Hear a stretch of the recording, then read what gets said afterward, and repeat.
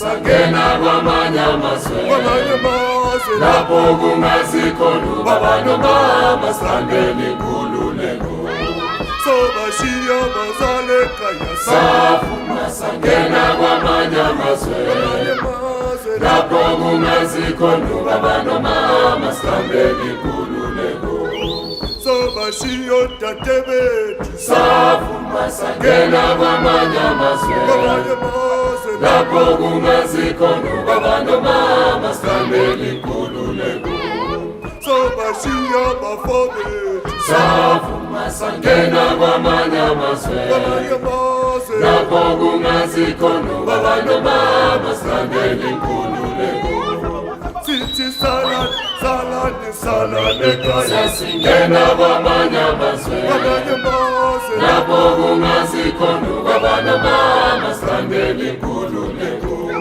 sithi salani ekhaya singena kwamanye amazwe lapho kungazikhona ubaba nomama sihambeni inkululeko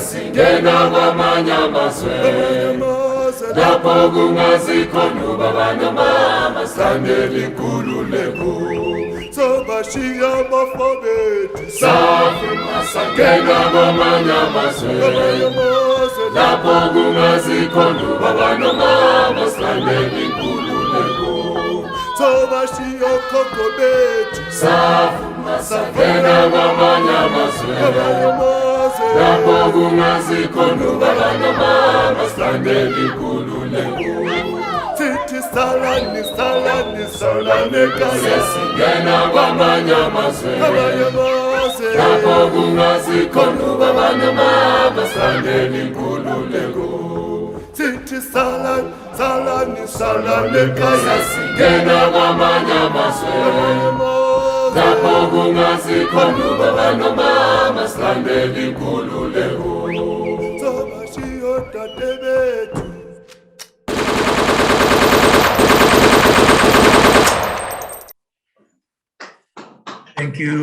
Thank you very much, Comrade Chairperson Moyaha.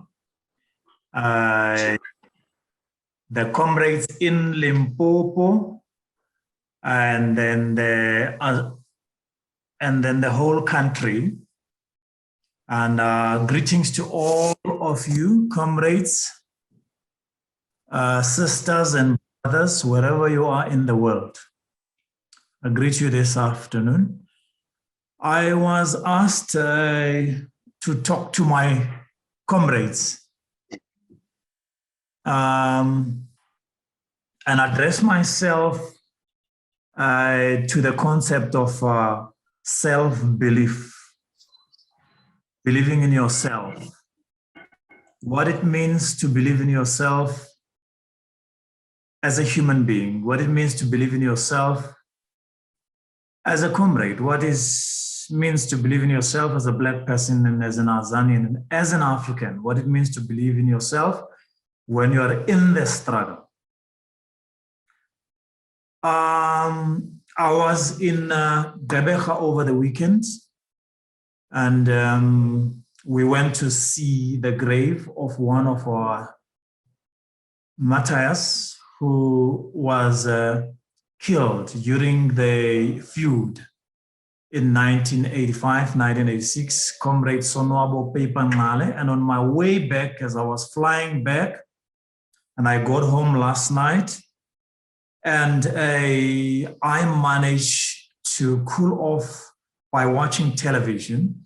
And I was watching television, then I went to one of these programs about wild animals. And I was watching this program, and curiously for me, this program last night, gave me a cue what I could be talking about this afternoon, because there I was, and I'm watching one of these beautiful animals, and I think it was a cheetah. Now, a cheetah is said to be able to run so fast that it is able to take a sprint at about 200 kilometers an hour. That is a sprint. But it is also able, to take a run, a constant run, without changing at about 120 kilometers an hour. So you can imagine that a cheetah can even outrun a car. It can even outrun a car. And this cheetah was working very hard. This cheetah was hunting. This cheetah was out there working very hard for itself. This cheetah was there working hard to try and feed its family, to feed its children. This cheetah was out there hunting and then spending all the time. You can imagine you go out there and then sometimes you try and then the prey runs away and then you come back empty-handed. But it kept on going on and on and on and on and on and not giving up. It was never giving up, because if it gave up, it meant that it was not going to be fed during that day. It meant that its family was not going to be fed. It also meant that its children were not going to be fed. But it also meant that it was facing death out of starvation and its family. And so it was that this cheetah was out there not giving up, and this cheetah was even facing death. Remember, sometimes when you go out hunting other animals have got horns and whole lots of things, and so they can defend themselves. And then it does happen that these wild animals can get killed, but this cheetah was out there. But it managed to catch a prey, because out of these animals that was there, it was able to attack a zebra, and then it caught the zebra out after working very hard. But you know what surprised me?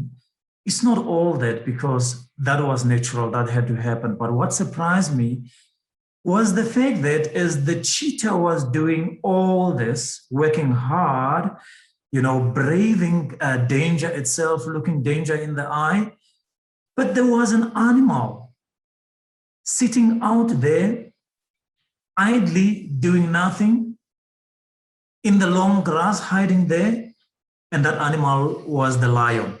This lion was sitting there and watching this cheetah as it was doing all this. And once the cheetah was able to catch its prey, kill its prey, then the lion came out, and then it drove the cheetah away, because it was stronger than the cheetah, and the cheetah ran away. And then the lion was able to, to take the prey, take the dead zebra, take the carcass of the zebra, and then dragged it away to its pride, to its family. And there it was appearing as somebody, or as an animal that had worked very hard for that day, that had actually hunted when it didn't. It appeared and pretended to be an animal that cared for its family, and then braving death when it didn't. Now, I'm thinking about all this because today it is 45 years since the Black people of this country, the Azanians, waged a struggle with bare hands. 45 years down the line, when they faced death and they died. And these people were led by this movement that I'm addressing today, by the Black consciousness movement. And these young people of the June16 uprising were imbued and inspired by Steve Biko. They were inspired by the ideology of Black consciousness. They were housed by this Black consciousness movement. It gave them direction, it coordinated them, it mobilized them, it galvanized them, and it led them in the struggle. These young people faced bullets and ducking and diving and shielding themselves with nothing other than dustbin lids, sheer dustbin lids. And these young Black people, the whole nation, under the leadership of the Black consciousness movement, under the leadership of Bantu Wiko, under the inspiration of the Black consciousness philosophy, that philosophy that says you must be proud of your Blackness, that philosophy that says you must stand up, chest out, chin up, and then with your Black power fist raised sky high, and be proud of your Blackness. Be proud of who you are. It is that Black consciousness philosophy that was giving or taking the fearlessness or fear out of these young Black people. And when these people were doing all this under the leadership of the Black consciousness movement, when they were doing this under the leadership of Bantu Wiko, when they were doing this, sacrificing their lives, when they were doing this, facing bullets, facing hippos, facing nyalas, mellow yellows, and everything you could talk about, they did so unarmed. They did so only with stones. They did so with nothing else but their courage. The courage they were able to draw from the Black consciousness movement, from the direction of the Black consciousness movement. They did this when in fact there were liberation movements that were outside the country, when in fact there were liberation movements that were armed to the teeth, when in fact there were hundreds of guerrillas outside the country and were being told that they were ready for the revolution. Yet, those guerrillas were nowhere to be found inside the country to lead the Azanians, to lead the Africans, to lead Black people, to lead these young people. It was Bantu Wiko and his Black consciousness movement, the forerunner of AZAPO, the Azanian People's Organization, AZAPO, that led these young people. The guns, the AK-47, that we were told that were coming with trucks and trucks and trucks and trucks, truckloads and truckloads and truckloads of them in exile in Zambia and other African capitals, Uganda and so forth. Those AK-47 were nowhere to be found in 1976 during the June16 uprisings that were led by the Black consciousness movement. All this sophistication we hear about, the monies, bags and bags and bags of monies that we were told that these liberation movements were given in exile, to an extent that this liberation movement were even able to lend money to the countries that actually hosted them. These bags and bags and bags of money with which we were told that these liberation movement were actually running, companies, industries in those countries, in the capitals of Africa, to an extent that we were told that they were running, a furniture shops and all other types of industries. But those monies were nowhere to be found inside the Azanian land. Those monies were nowhere to be found. Young Black people, young, gifted and proud young people were on their own, having nothing but the Black consciousness movement, their courage and their pride in who they are or who they were. And so it was that they died in thousands and thousands and thousands. They died. And they died defending their dignity as Black people. They died defending their land. They died trying to regain their liberation. Yet, after all that, when you listen to the media today, when you turn on television today, when you turn on the radio today, when you follow the Twitters and all the things, the social media you were talking about today, when you listen to, the media, the world over today, you hear nothing about Bantu Biko.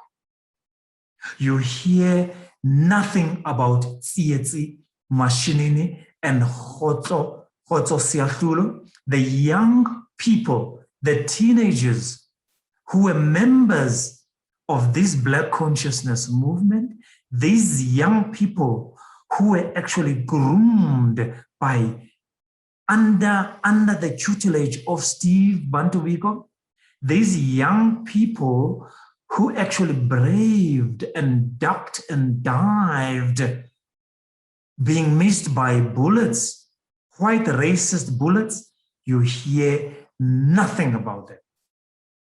Nobody mentions them.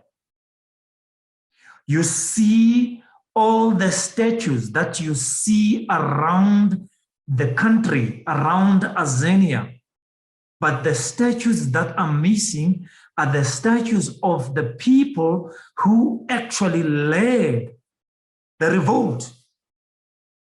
The young people of the Black consciousness movement under the teachings of the Black consciousness philosophy, the direction of Bantu Biko, those young people are nowhere to be seen on television today. You hear nothing about them. Absolutely zero, nothing about them. Their death is not mentioned. Their sufferings not mentioned. Their sacrifices not mentioned. Their contributions not mentioned. Their sacrificing of their youth not mentioned. They are leaving their homes, their parents, their warm homes, their food behind their home, their love of their parents and their relatives, and the safety of their homes, going abroad to countries in which they knew nobody, in the world that they knew nobody, walking and walking and walking to a place where you did not even know where you were going. Braving animals, wild animals, where you could even be killed by animals even before you reached your destination. Without food, without water,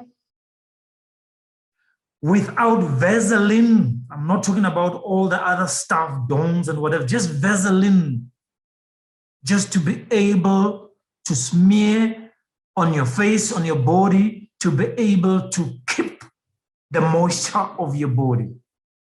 Those things were nowhere to be found, zero. Those people were leaving, were actually sleeping overnight, using rocks as their pillows, using the land of Azania, the land of Mother Earth, as their mattresses and their beds. The rain of Mother Azania, of this earth, of this nature, draining and soaking them.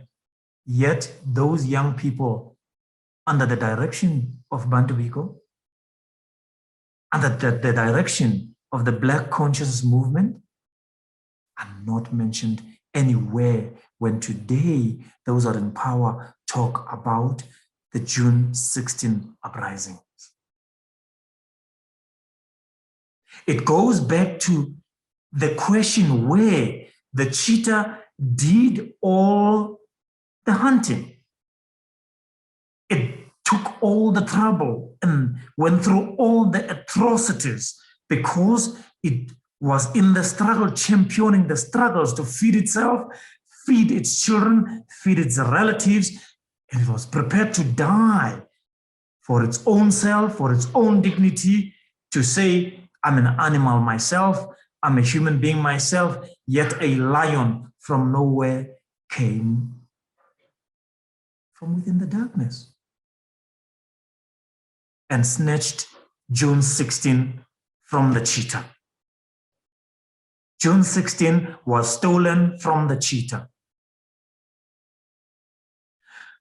Our Bantu Biko was stolen from the cheetahs of those days. The young Black people of those days. Our struggle and its legacy was stolen from us. Even our death and our sacrifices stolen from us. Nobody mentions Bantu Biko. Nobody mentions Cde Nelvis. Nobody mentions Khotso Siathulo. Nobody mentions Black people. Nobody mentions the Black Consciousness Movement. Nobody remembers AZAPO today, which carried that legacy. Nobody even interviews AZAPO today, because in AZAPO you have the people who were actually in the struggle, who were actually the young soldiers of those days. All those people, many of them, you find them in AZAPO, yet nobody cares to them and ask, what did you do those days? How did you survive? How did you die? Because today we are talking about a country which we would want to say it is free, which we would want to say it is independent, yet all those things happened because of the blood of those young Black people that spilled in June 16, 1976 throughout Azania, throughout the country, under the leadership of Bantu Biko and the Black Consciousness Movement, yet today there is no mention about that. Organizations and leaders who were actually, living in Londons, in capitals like London, New York, you mention them, are now coming to the fore and then claiming what the cheetah had gone out to hunt. That's what I thought I wanted to talk about in brief. I have got to talk about this because this country has some people who are today, Black people who are councillors. We have Black people today who are ministers. We have Black people today who are premiers. We have Black people today who are presidents. We have Black people today who are leading institutions of higher learning as vice chancellors. We have Black people today who are leading the army as generals and any other thing you can think of. We have Black people today who are leading the navies and the air force of this country. All that happened because Cde Nelvis had to come back to this country, die in Nigeria, and come back to this country in a lifeless body, in a coffin. Cde Mashinini returned to this country, and they said he died of a number of things. He was ill or whatever. But our comrades in AZAPO, because it is AZAPO who buried Cde Mashinini. It is AZAPO who carried the coffin of Cde Mashinini and put that coffin, respectable coffin, gallant coffin, on the soldier or on the shoulders of the towers, on the shoulders of the soldiers of the Black Consciousness Movement.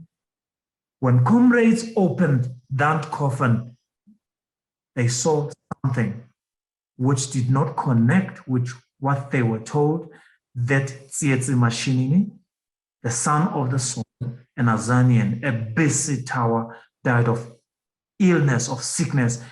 That did not correspond, because those who looked at that coffin and looked at him, they could actually see one of his eye falling down. Cde Mashinini appeared to be a person that was actually thoroughly tortured.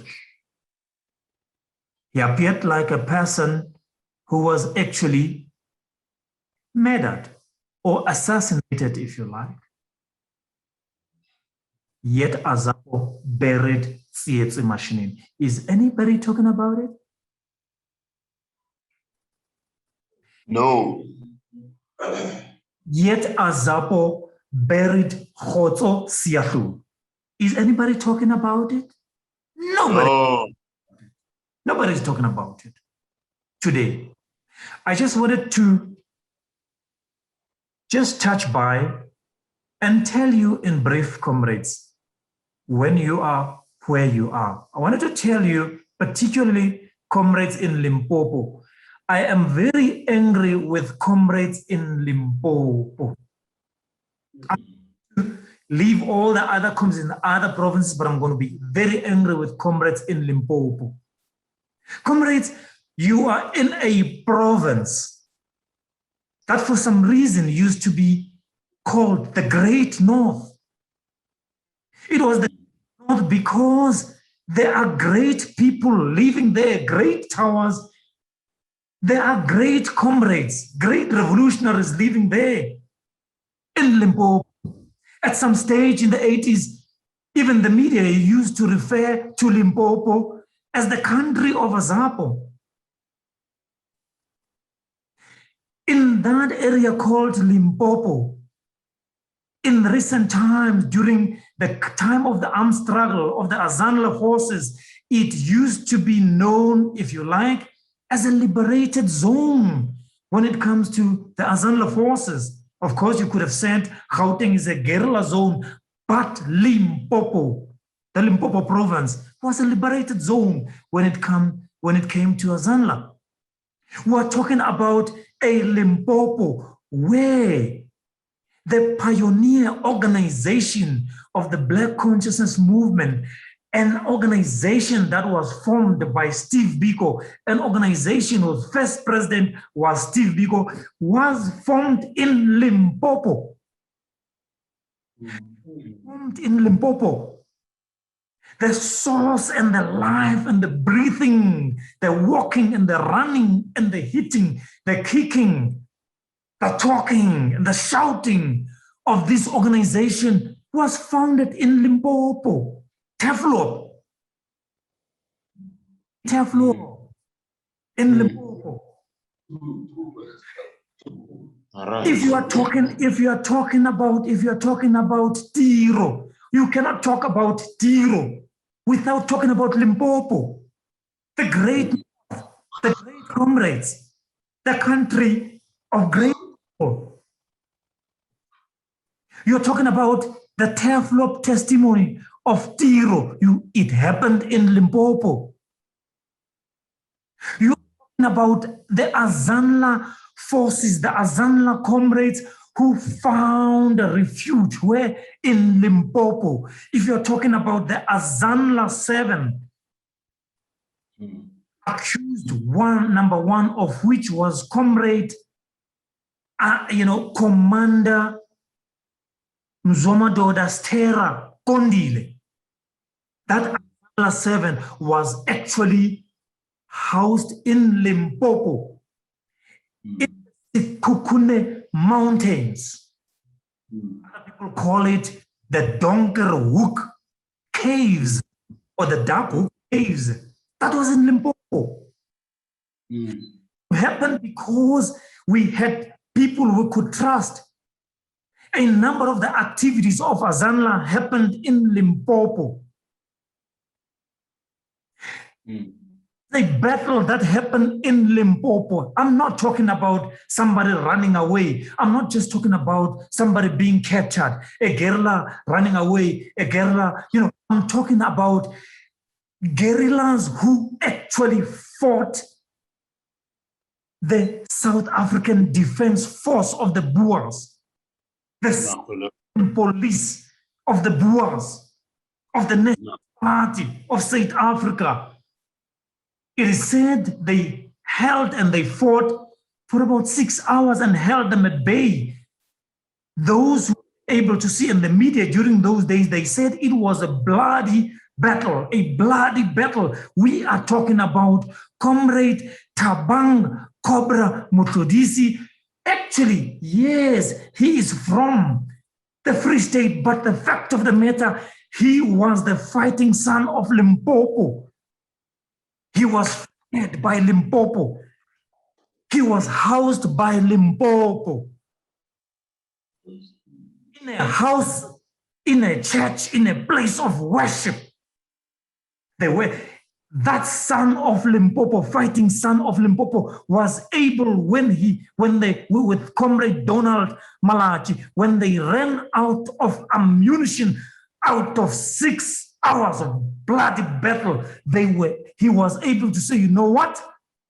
I'm not going to sacrifice my dignity as an Azanian son, as a black person, and as a Tawa. I'm not going to be killed by them. I'm going to take my own life. And what he did, he kept his live grenade, his last hand grenade, and then he pretended to be surrendering.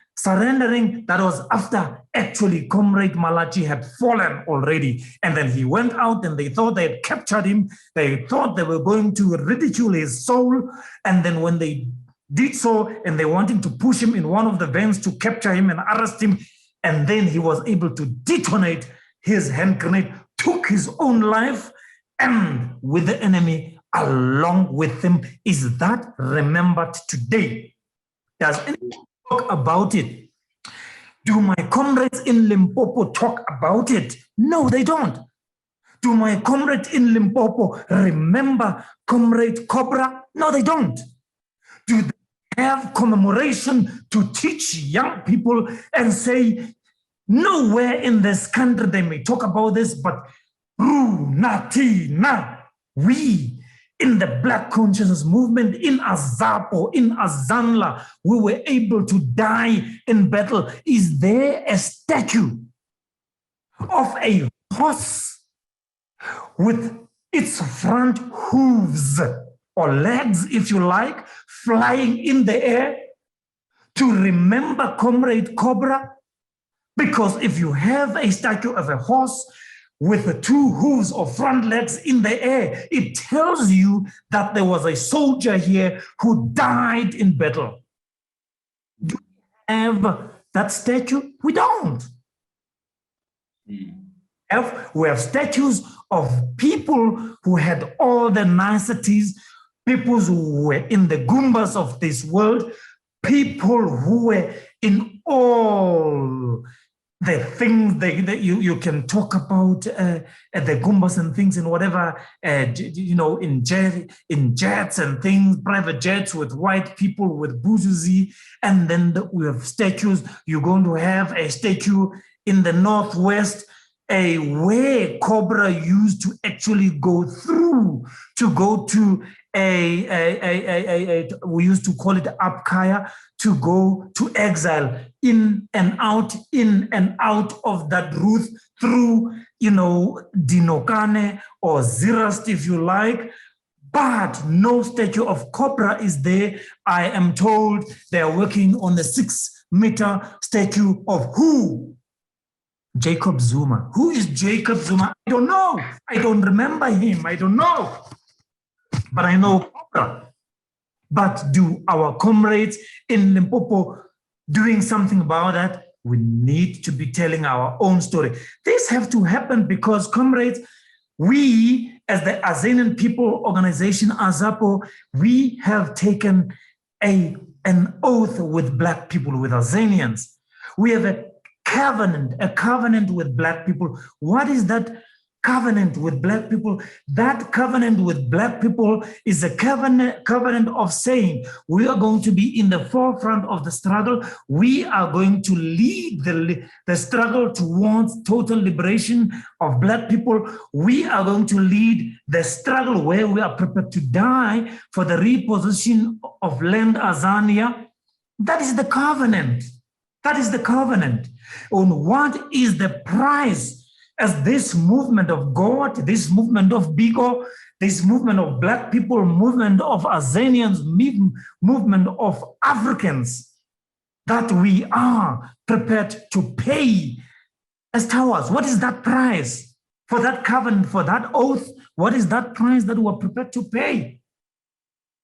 That is it a price of saying to a comrade of AZAPO, if you are in the struggle, we are going to pay you. If you're in the struggle, we are going to give you a job. No. Are we saying to you, if you are in the struggle, we're going to build you a house? No, never. Are we as AZAPO saying, if you are in the struggle, we're going to make you a counselor? No, that's not what we're promising. Are we saying to you, you are going to be a minister, a president of the country? No, that's not what we're saying. Are we going to give you tenders? No, that's not what we're saying as AZAPO. Never, that's not what we're saying. But what we are saying as AZAPO, we are saying the price we going to give you is not there. We are actually expecting you as a tower to pay the price, pay you anything. We are expecting you to pay the price. And the paying of that price is the paying with your life. You must be prepared as an AZAPO member, as a member of the Black Consciousness Movement, and as a son and a daughter of Steve Biko, a person and a cadre of the Black Consciousness Movement. You must be prepared to sacrifice your life. You must be prepared to give us your money. You must be prepared to give us your car. Give it to Black people. Give your life to Black people. We're not going to give you anything. As AZAPO, we're not promising nothing. We're not going to give you nothing because we are expecting you to pay the price. And that is nothing, is death itself. That is the price we're expecting from you. And when we are saying that, but where do we start before you pay that price? Where do we start as towers, as members of AZAPO, the movement of Bantubigo, the movement of God? Where do we start? The movement of our ancestors, where do we start? Before we wage the revolution, the struggle, the liberation struggle as AZAPO, as the Black Consciousness Movement, as the Azanian masses, where do we start? Must we first have money as AZAPO? Must we have millions and millions in the bank before we wage the struggle? No, we can't wait for that because the former president of AZAPO, Comrade Pandelani Nefolowotwe, told us in 1992, that was about what? It was about 40 years ago, he told us that you've got to replace money with the people. If you have the people, you have the money. If you have the people, you can wage the struggle even without the money. If you have the money, but you don't have the people, you cannot wage the struggle because the money cannot wage the struggle. The money cannot die for the people. The money cannot sacrifice for the people. So what do?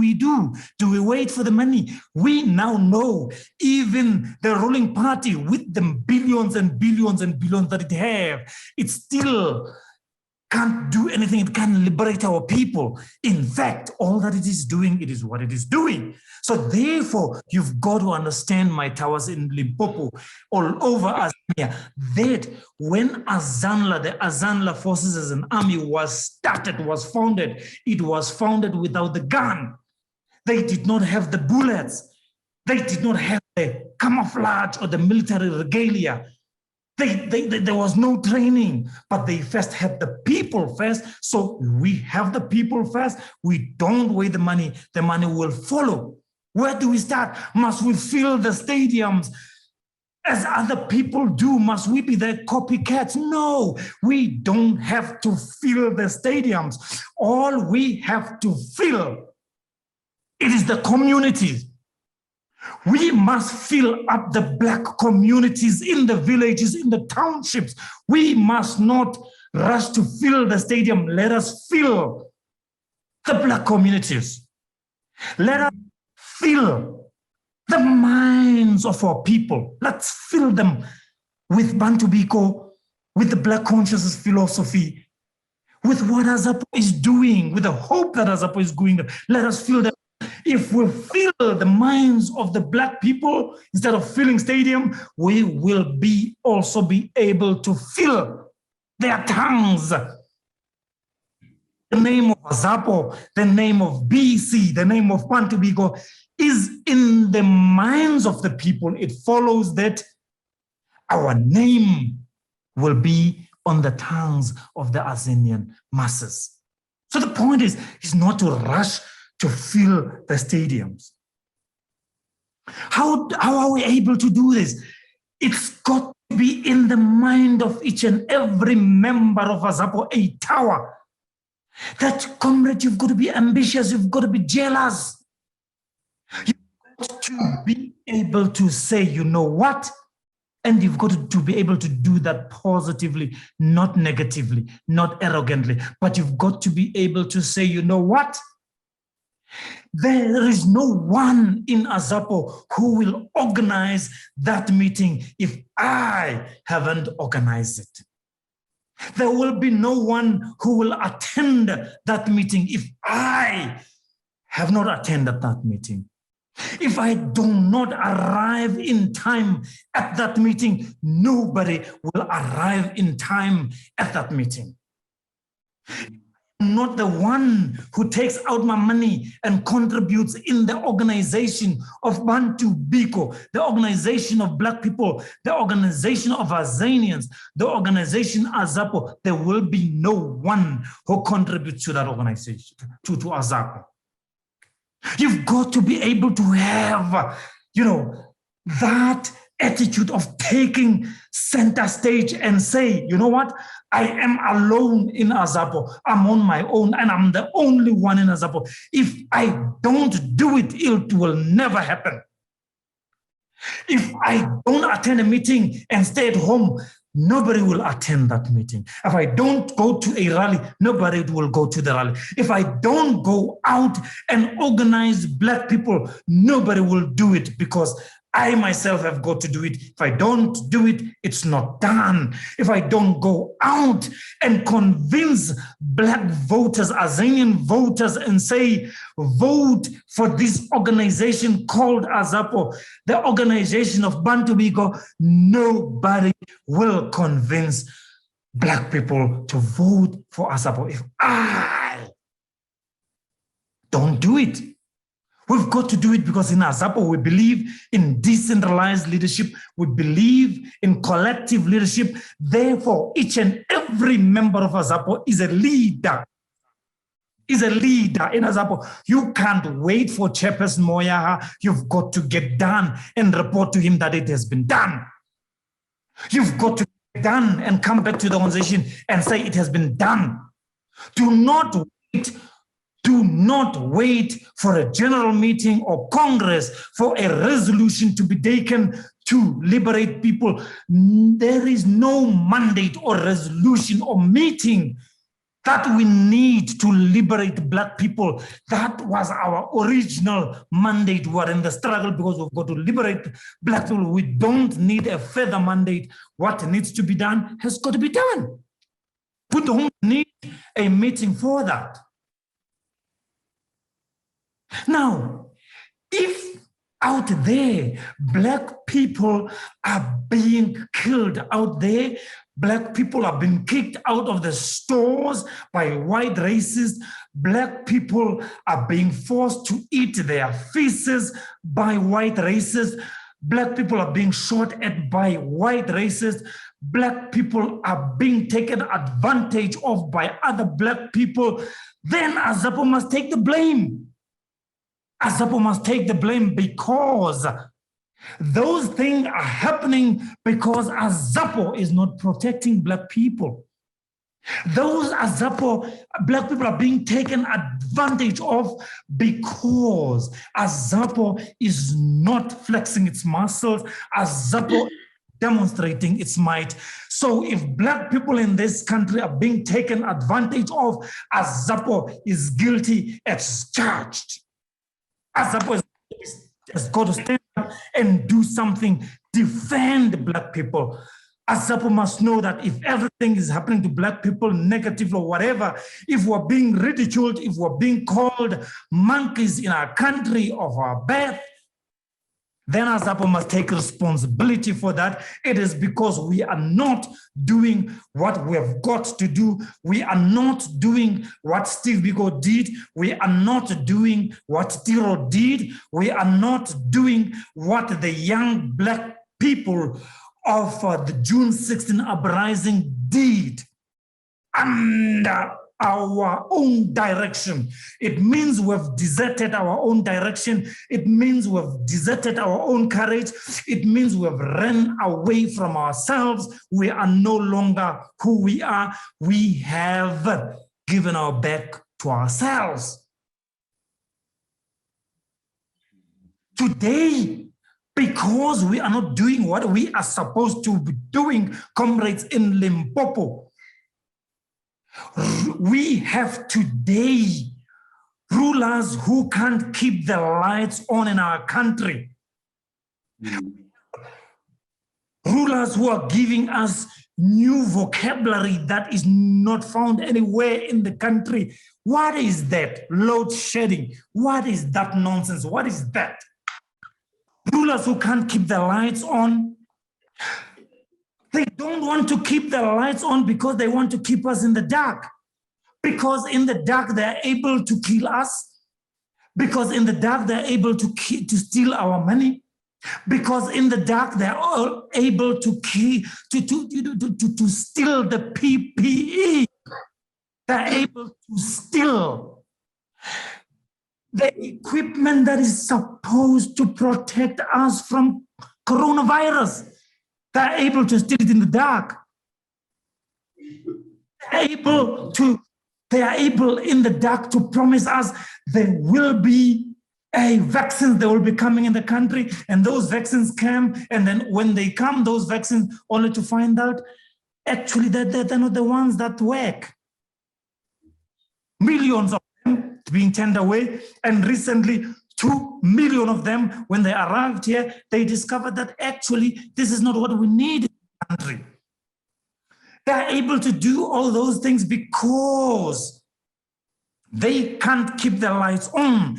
We're in the dark in this country. We don't know what is happening. We are being stabbed in the back by the people who are supposed to lead us, the people we voted for. Because we're in the dark, we are being led by people who are Satans by night and messiahs by day. And because of that, we today are being killed. Today we are being killed. We are no longer killed by white people. Today we are killed by our own people who we put in power.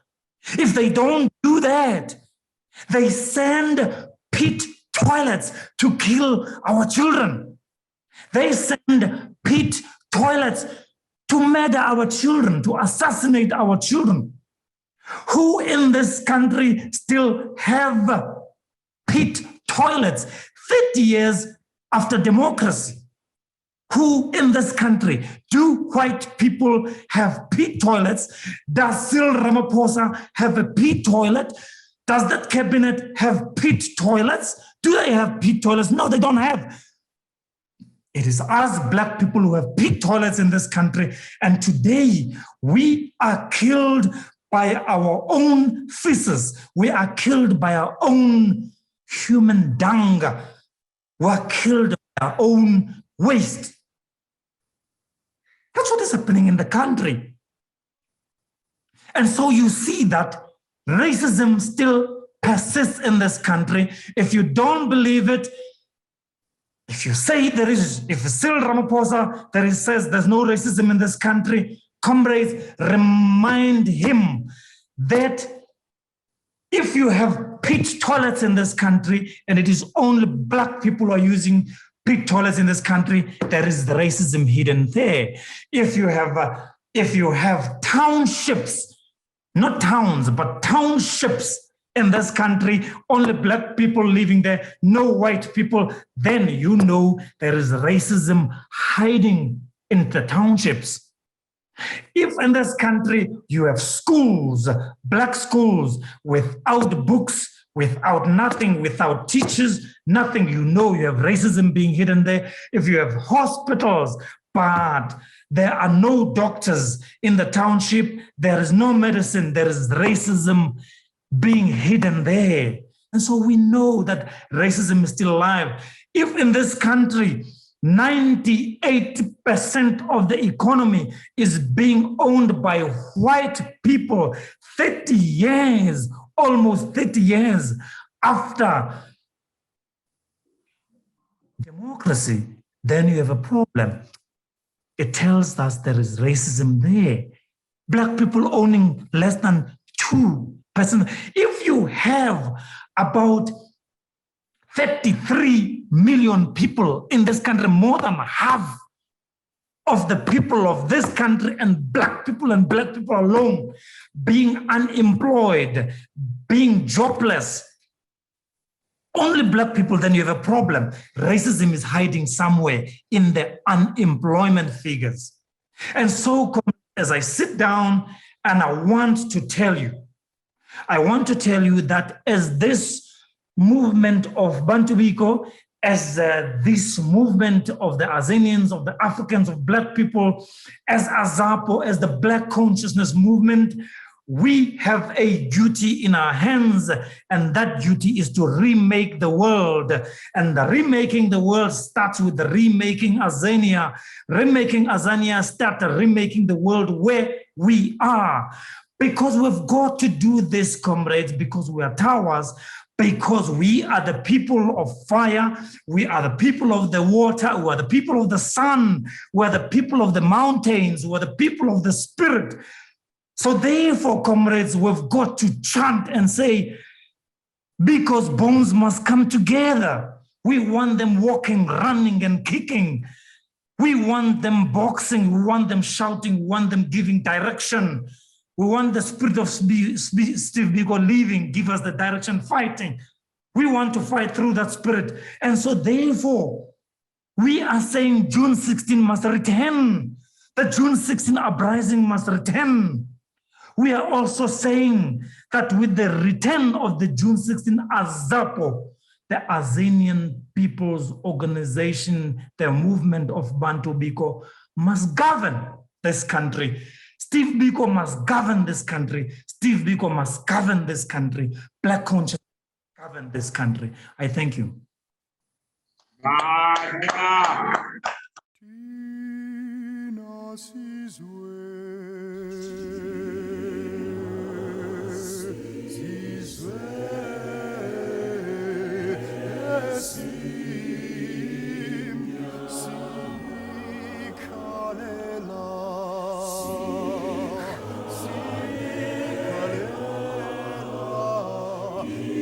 Israel.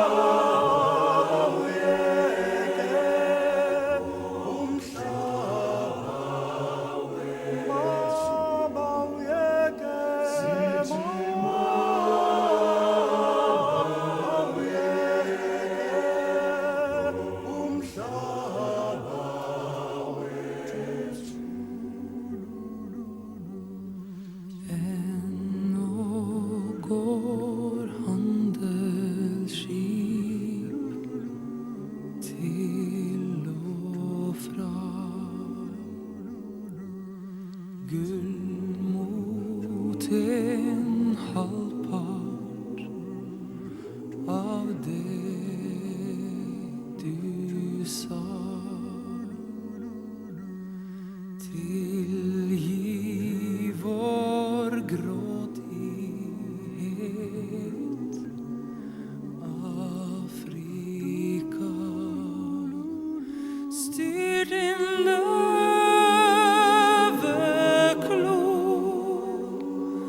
når hevn presser på. Hold ditt spyd i ro når hatet vil rå.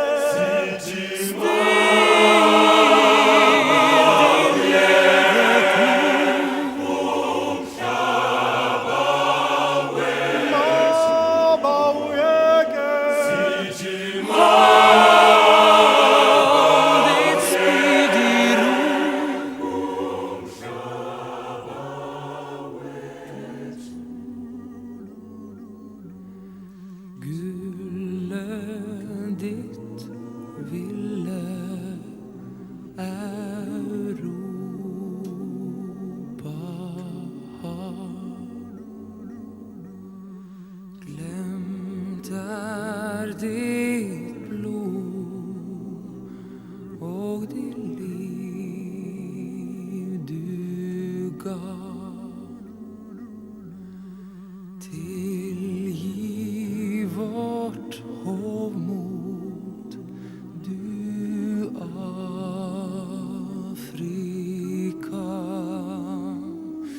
Be en bønn for oss. Gud står deg så nær, mens vi stjal og slåss, ble han fjernere her. Sult ditt ansikt, det selger bra. En å se synd på og gråte av. Tilgi et stein